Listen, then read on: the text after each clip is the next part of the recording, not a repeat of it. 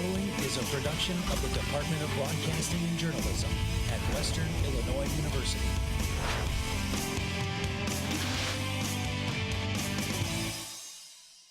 Live from Salee Hall in high definition. News 3 starts now. Something has to give. Something needs to give. It needs to move forward. Politicians are speaking out about the state budget impasse, and students across the state say their schools can't handle another month without funding. Hear from them ahead. And we have a look at a scheduled valley about 10 miles from Macomb. News 3 visits the home of the only surviving building in the deserted community of Vishnu Springs. Plus, police are investigating a case of child endangerment in Macomb after a child was pushed off a porch and fell 5 feet. Students across Illinois are coming out in big numbers to protest budget cuts in higher education. Good afternoon and welcome to Live at 4. 4 months have passed and the state still hasn't approved a budget. News 3 was at the statewide Day of Action where students, staff, and faculty of the public universities turned out to talk to their legislators. Colleen Judge has more. This morning to travel to Springfield to address the lack of the Illinois higher education budget.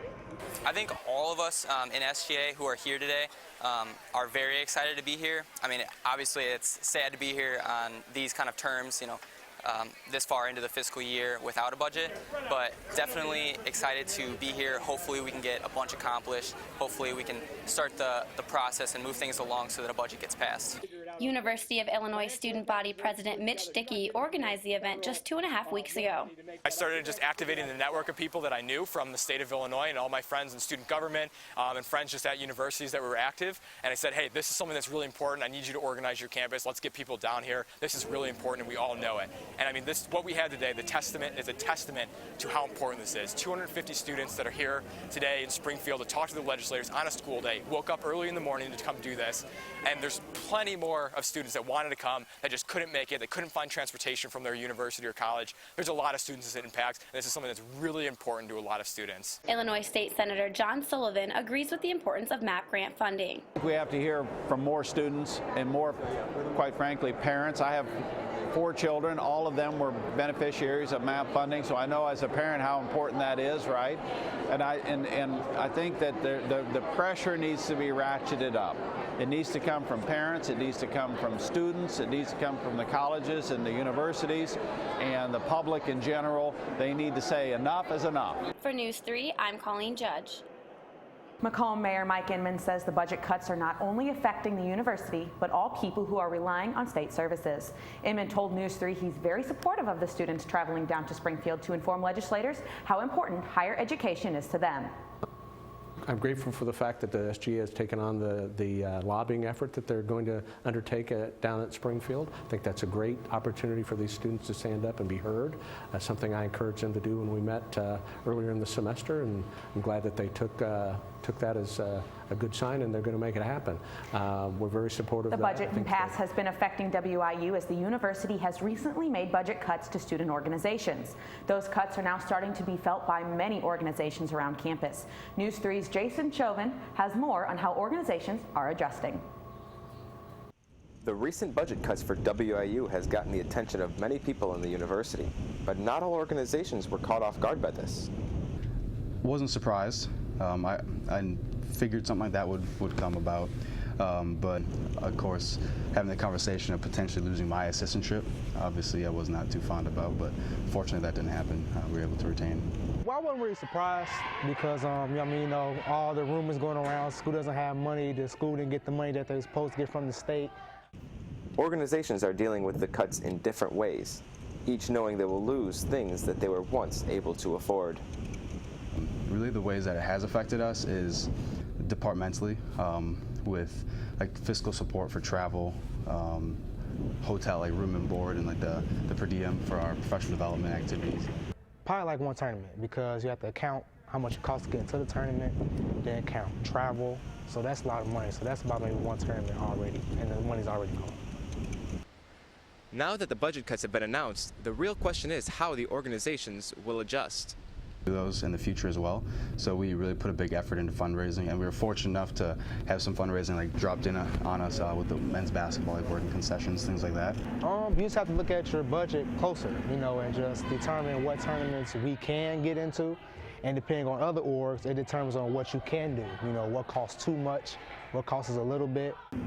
Now that the organizations know their new budget, they can start to plan on how to manage it. For News 3, I'm Jason Chauvin. WIU President Jack Thomas has been encouraging everyone in the campus community to reach out to the General Assembly and the governor to stress that the need to pass a state budget is very much needed. We're only an hour away from the start of the mock presidential election. Mayor Mike Inman says he is excited to see who Western picks as the next president of the United States. Hardy and the whole crew out there have just really gone, to every length possible to make this as literal and representative as they can, and I'm looking forward to it.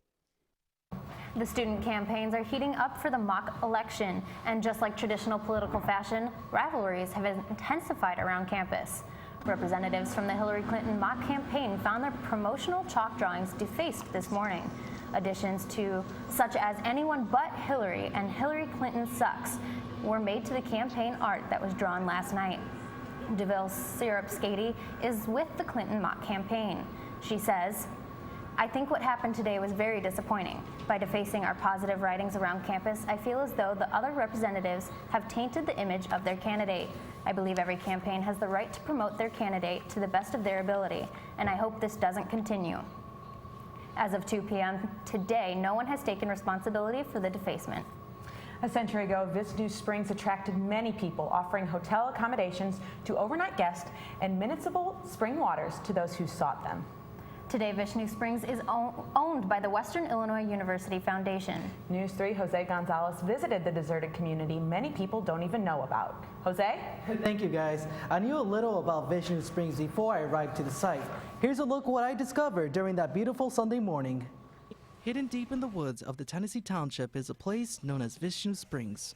It was founded in the late 1800s as a resort town, and it thrived for many years. There were some medicinal springs, and the people from the area would come there to partake of the springs. They felt that there was healing properties in the waters, and it was a big drawing card. You would get hundreds to even 1,000 to 2,000 people that would come out there. Vishnu was handed down to numerous owners after the original community faded over time. The site is currently owned by the WIU Foundation as a wildlife sanctuary. It's normally closed to the public due to liability issues. It's been vandalized over the years. The floors are not secure in some areas, and so the whole hotel is actually closed up, boarded off. But once a year, an open house is organized on the site.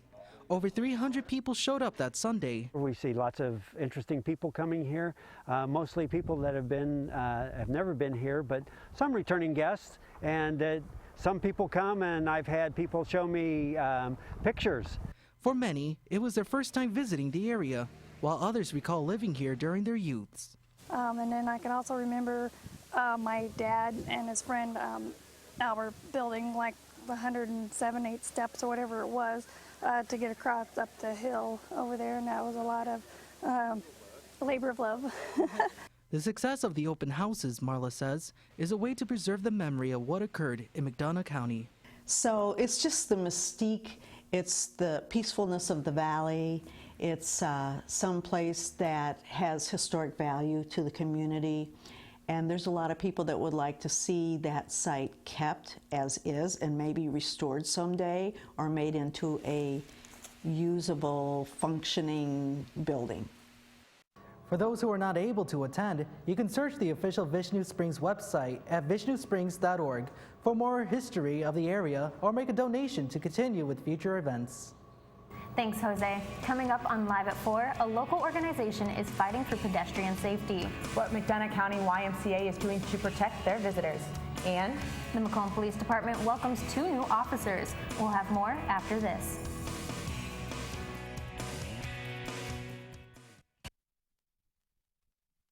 Stories. They happen everywhere. At News 3, we go the distance and tell them firsthand.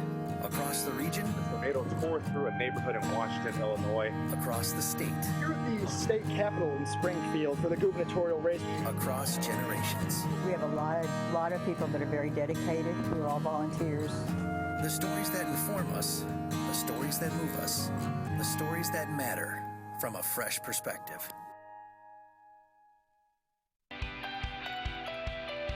My favorite thing about WIU is how much we work as a team. Everyone here has helped immensely, and when we work together, the outcome is amazing. Producing for the newscast, writing for the newscast, going to city council every Monday.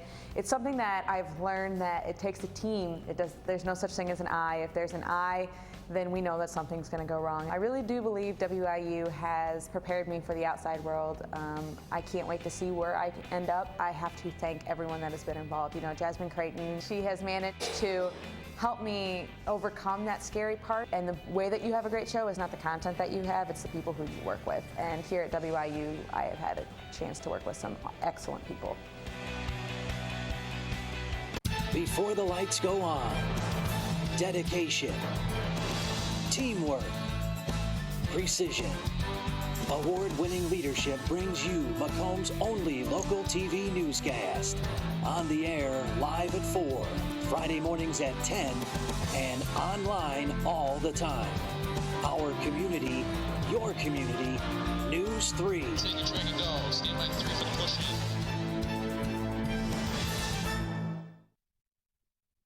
in. Now from Macomb in high definition, you're watching Emily Manley, Brianna Descoret, Storm Team 3's 5-day outlook, and sports with Aaron Sutira. Live at 4 continues. People visiting the YMCA are noticing traffic in the area. News 3's Jose Gonzalez has a look at how this community center is creating a safer environment for pedestrians. The YMCA in Macomb should be a safe haven for the community, but the people who run the facility are worried about traffic on nearby Dudley Street. Well, we are concerned with the number of people who are crossing Dudley Street and the traffic that is going on Dudley Street that may be going at excessive speeds. The street is a main ambulance route for the McDonough District Hospital.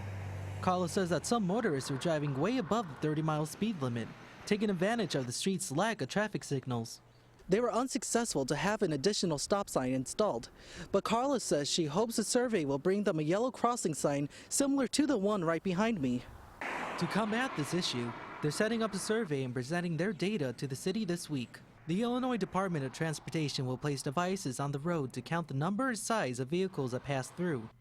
Faculty and volunteers will also count the number of people that cross by. So we really, really need some help with this issue and want to be proactive and get this done before we have something bad happen. I would rather definitely find some answer to the solution instead of having something bad happen first. For News 3, I'm Jose Gonzalez.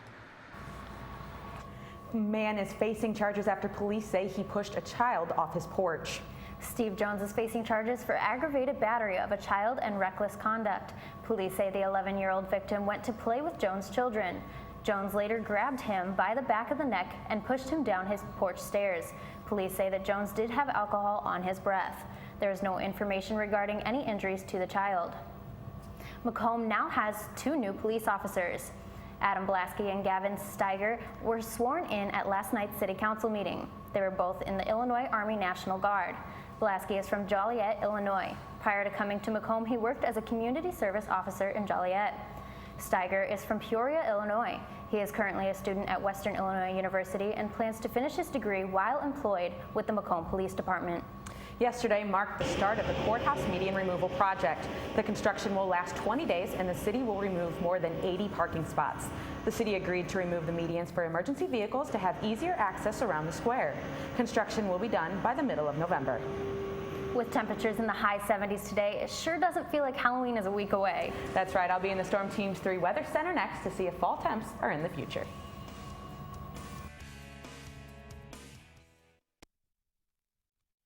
One day, when the glory comes, it will be ours. Dr. King, what's your next move? In March from Selma to Montgomery. Selma is loud for every man, woman, and child. We will not wait any longer. In front of a crowd.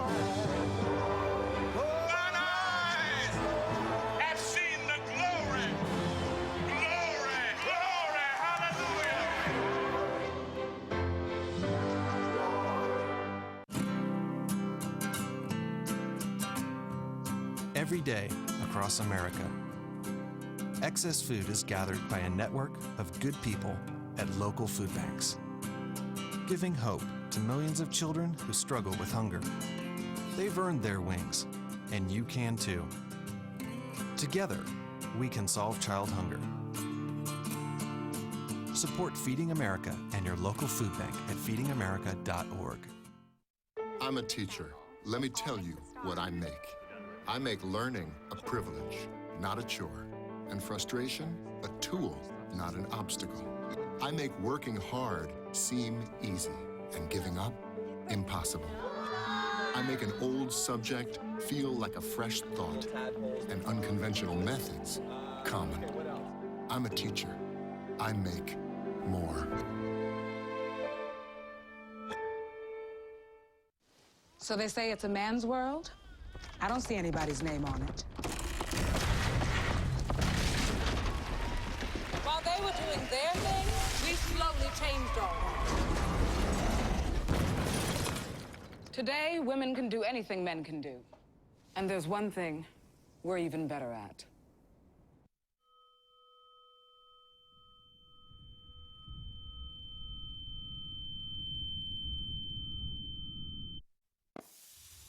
As we take a look at the weather outside right now, it was another gorgeous day, still not feeling like those fall temps. Temperature today reached 76 degrees, humidity still very low, so is the dew point. Winds did die down from yesterday. Yesterday we had 13-mile-an-hour winds coming from the south, which created more of that southerly air, which is nice for me, I think. I'm always cold, not ready for those winter temps yet. This is kind of north to us, and you can see that there's some rain, and that's due to a pressure system that's in the area. We should not see any of it. If we do see it, it will be a couple of raindrops. No worries, we're not going to have any big major storm tonight. If we take a look though at the temperatures around the area, you can see that in Macomb 76 degrees, 73 in Galesburg, and even in Springfield 80 degrees. So everyone is seeing summer temps, nothing like you would see in the middle of October. If you take a look at the national radar, you can see St. Louis 80 degrees, so nice outside. About 73 in Davenport, so all nice around the area. No one can complain that it's cold yet. We might see some of that next week though. This is for tomorrow. This is that pressure system that I was talking about. It will move into the area, but it should not cause anything but clouds for us tomorrow. Temperatures are still going to be about 80 degrees tomorrow, so it's going to be very nice outside still.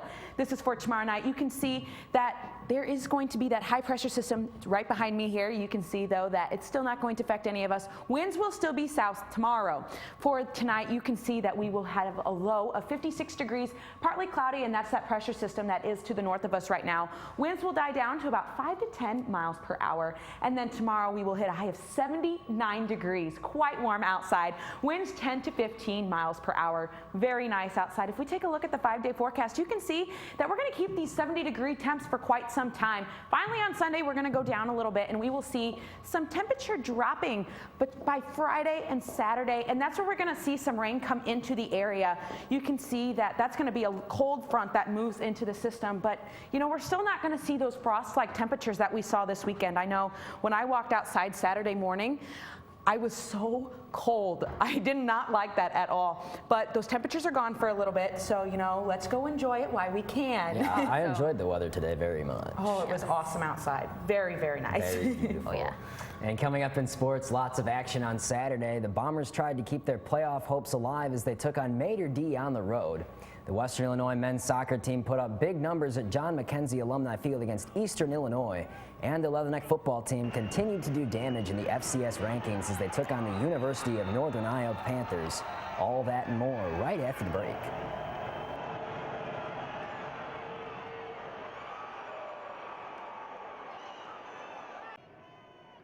Hey everybody! Heart disease affects 1 in every 3 women in America, but you can fight back. There's no time to lose. Mothers, sisters, daughters, families, and friends, it's time to shout louder, stand stronger, and demand change. Let's go! To the Batmobile. Dang it. To the invisible jet! Dang it. Together, we can put an end to heart disease. It's time to go red for women. I could use your help. Yeah!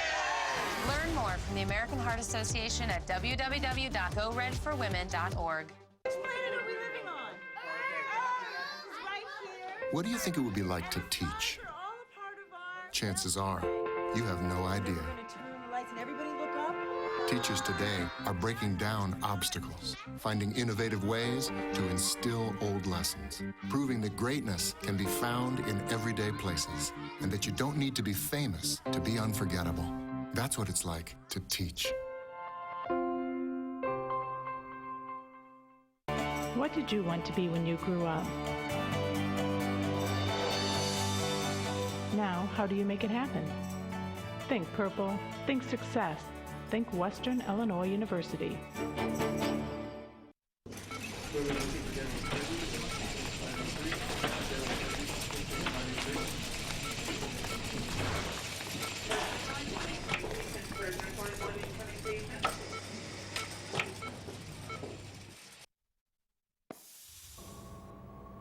Welcome back to Live at 4. The Macomb Bombers football team traveled to Breeze, Illinois with their playoff hopes on the line as they took on the modern-day Dark Knights. The Knights led 35-16 at half, and the Bombers would struggle to make any noise for the rest of the game as they would fall 48-22. The Bombers' playoff hopes are now vanished as they fall to a record of 3-5 on the season, and they will wrap up their final game at Bloomington Central High School this Friday night, and kickoff for that game will be set for 7 p.m.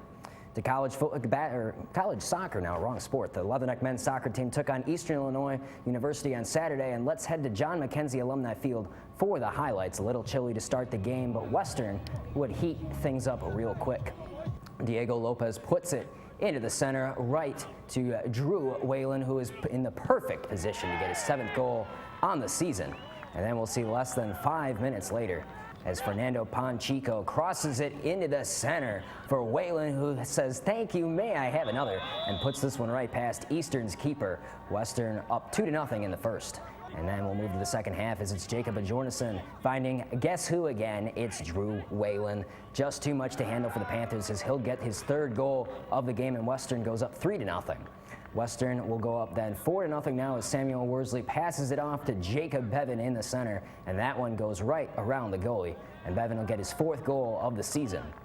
The Leathernecks would demolish the Panthers in front of a nice home crowd 6-0. The men's team now moves to 5-8-1 on the season, and they head to Fort Wayne for another conference game under the lights in Indiana at 6 p.m. on Saturday. The Leatherneck volleyball team returned to Western Hall Friday for another conference game against the South Dakota State Jackrabbits. And let's head there now for the highlights. Western sporting the stylish pink jerseys in support of Breast Cancer Awareness Month. And early on in the first set, Western would go up 2-0 here as Peyton Crosser getting the kill off the set from Kate Hickey. Western would start off very strong in that first set as Ashley Boehner, though, would get the Jackrabbits right back in it as she puts one that finds linoleum right on Western's side. And then later in the first set, all tied up at 21, the Jackrabbits set it over here on the Western side and handled by Harriman. Skurd sets it up for Jackson, who paints the back corner perfectly for the kill.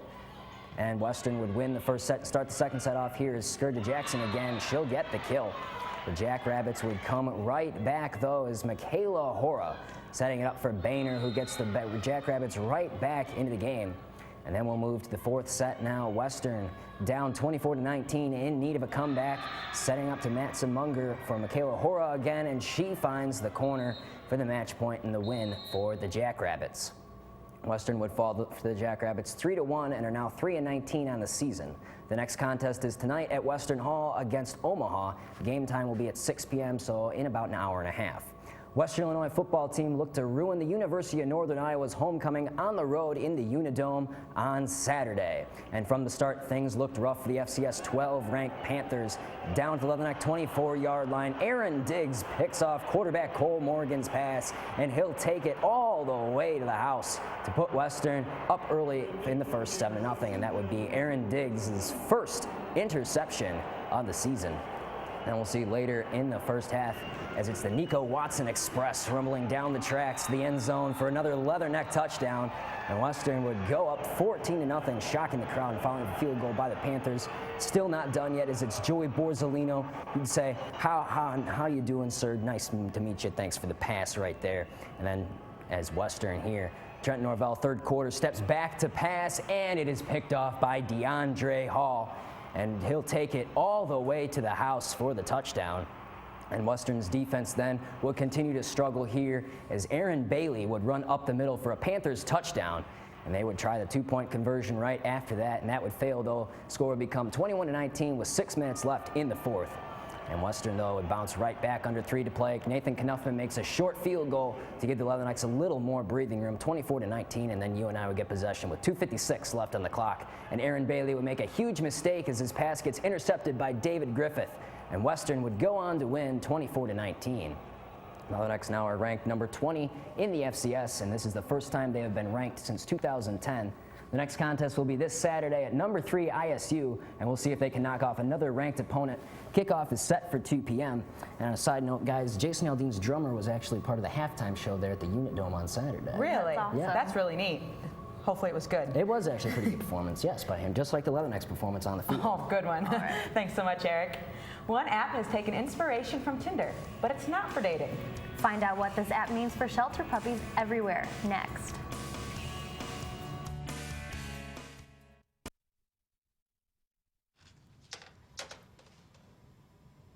Wow, these are really good. You act surprised.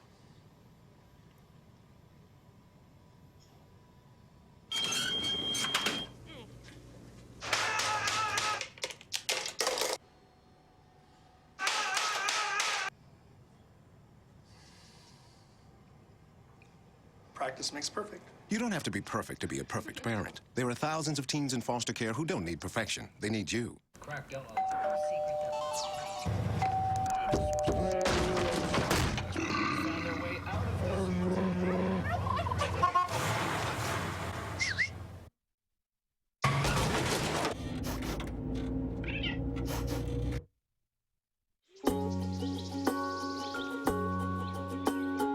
Getting closer to nature can get you closer to your family. Go to discovertheforest.org.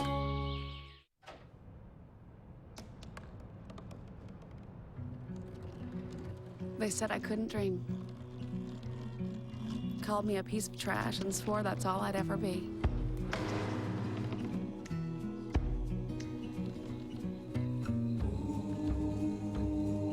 Said a bottle couldn't see the ocean.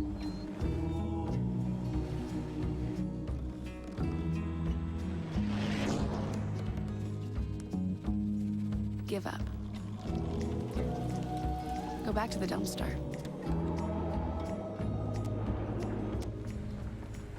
But I didn't listen. I made my way.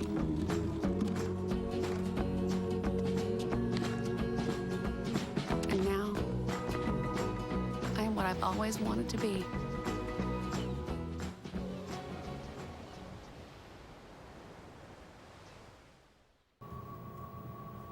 All Paws is an online pet adoption app that allows users to find the right pet for their lifestyle.